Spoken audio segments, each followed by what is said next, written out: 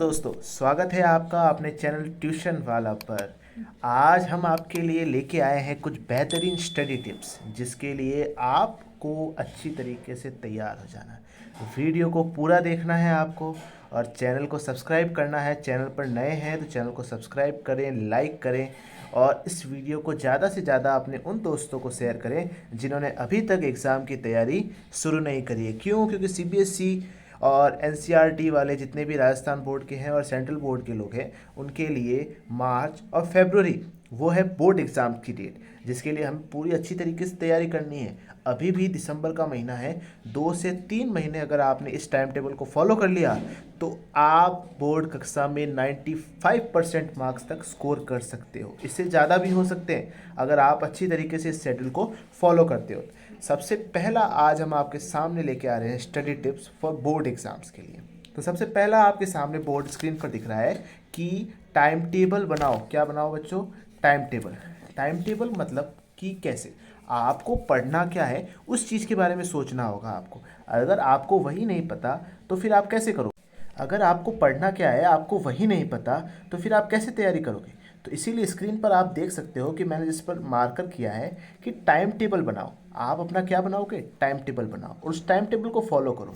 फिर सेकंड मैंने लिखा है यहाँ पर कि कठिन विषयों को आप लोग सुबह पढ़े। इसके पीछे रीज़न क्या है कि अगर आप मैथमेटिक्स जैसे कुछ पेपर्स सब्जेक्ट्स को पहले करते हो सुबह तो आपकी सारी नींद उड़ जाएगी।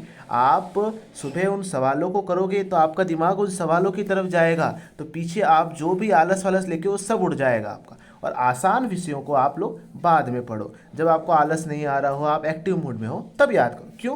क्योंकि हिंदी, सामाजिक, संस्कृत जैसे कुछ सब्जेक्ट हैं जो कभी कभी आपको बोर मार सकते हैं। तो उन सब्जेक्ट को ऐसे टाइम में पढ़ो आप लोग जब आप बहुत ज़्यादा एक्टिव हो, याद करो। और साइंस हो गया, मैथमेटिक्स हो गया, ऐसे सब्जेक्ट को आप सुबह के टाइम पढ़ो या रात को जब आपको ज़्यादा नींद आ रही हो तब आप उन सब्जेक्ट्स को ले सकते हो।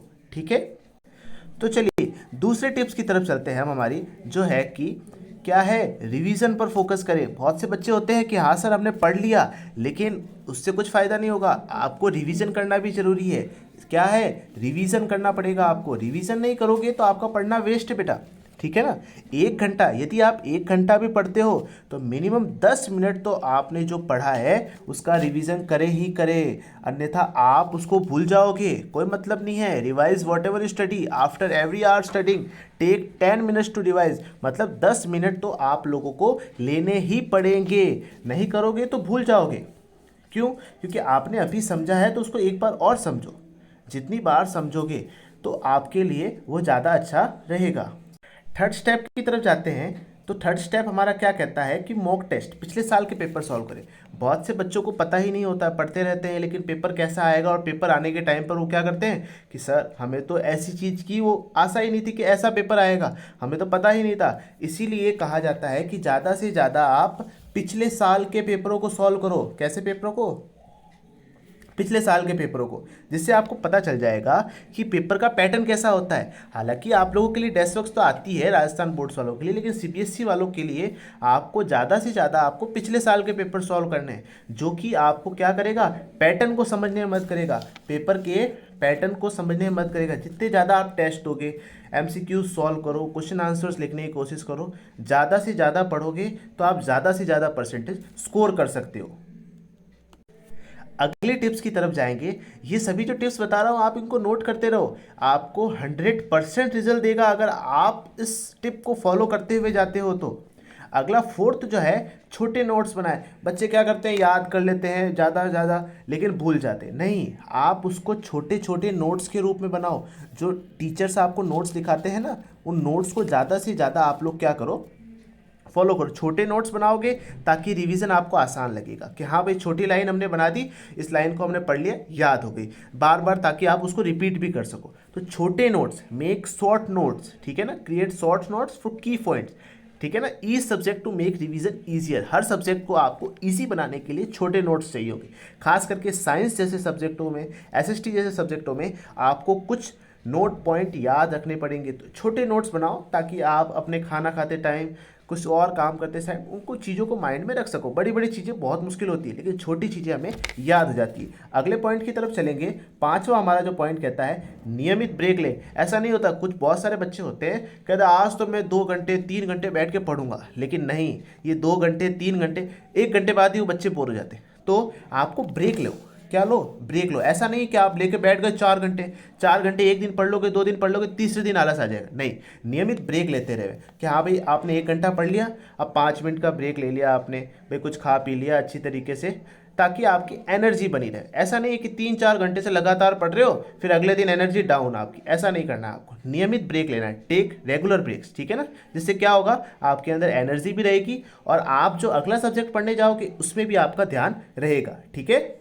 अगले की पॉइंट्स की तरफ चलेंगे तो 6 नंबर का जो आता है हमारे पास, स्वस्थ खान पान और नींद का ध्यान रखें। बहुत से बच्चे होते हैं कि ठीक है भाई पढ़ रहे हैं, हम तो मेहनत कर रहे हैं, लेकिन खाने पीने का ध्यान नहीं रखते। पेरेंट्स खाना लेके आते हैं कि नहीं बाद में अभी मैं पढ़ाई करूँ, लेकिन खाना पीना तो अपन को चाहिए ही चाहिए। सोना पड़ेगा, रातों की नींद खराब करके रिजल्ट नहीं आते हैं।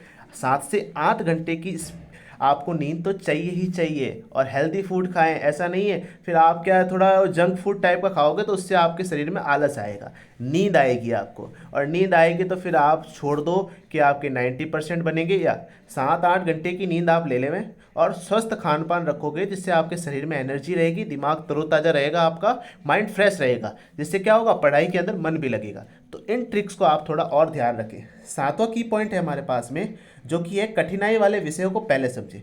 पहले भी मैंने आपको पहले पॉइंट के अंदर यही चीज़ बताई थी कि भाई जो मुश्किल सब्जेक्ट है उनको आप पहले लो, ताकि क्यों, क्योंकि वो अगर अच्छे से अगर आपके हो जाते हैं तो आपको आगे तो दिक्कत ही नहीं है, ठीक है ना। और ज़्यादा से ज़्यादा डाउट्स अपने स्कूल्स में, ट्यूशन्स में, इन टीचरों से आप लोग सॉल्व करते रहे, जिससे क्या होगा कि आपकी जो एक ले है वो बनी रहेगी कि भाई स्कूल में भी पढ़ लिया, ट्यूशन में भी पढ़ लिया और घर पे भी पढ़ लिया। तो 3-3 बार अगर आप अच्छी तरीके से रिवीजन करते हो तो आप 100% 90+ स्कोर कर सकते हो, ठीक है ना।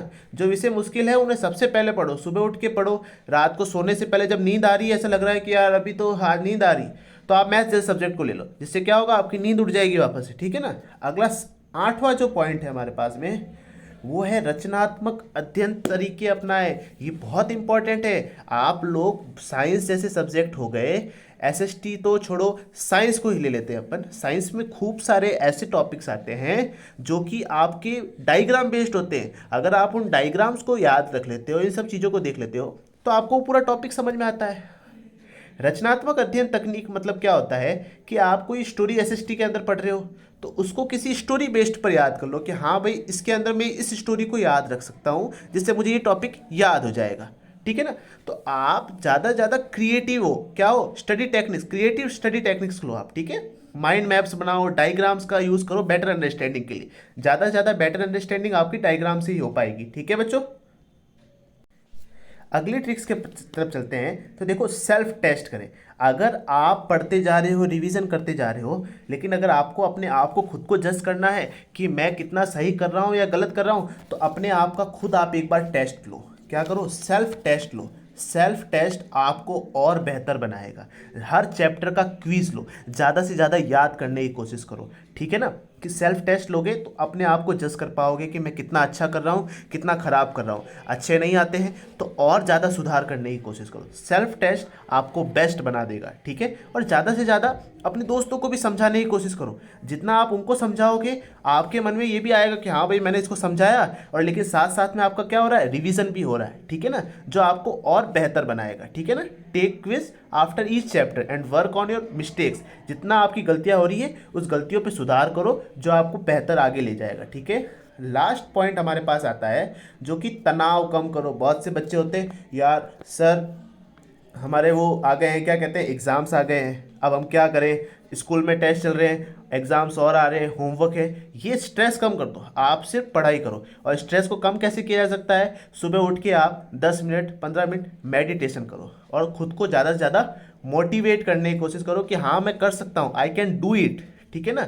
ज़्यादा से ज़्यादा आपको प्रैक्टिस करनी है और तनाव कम रखना है आपको, स्ट्रेस नहीं, ध्यान करो, मेडिटेशन करो। सुबह सुबह ओम शांति करते रहो अच्छी तरीके से, जिससे ज़्यादा ज़्यादा क्या होगा कि आपका दिमाग एक चीज़ पर केंद्रित होगा, ठीक है ना।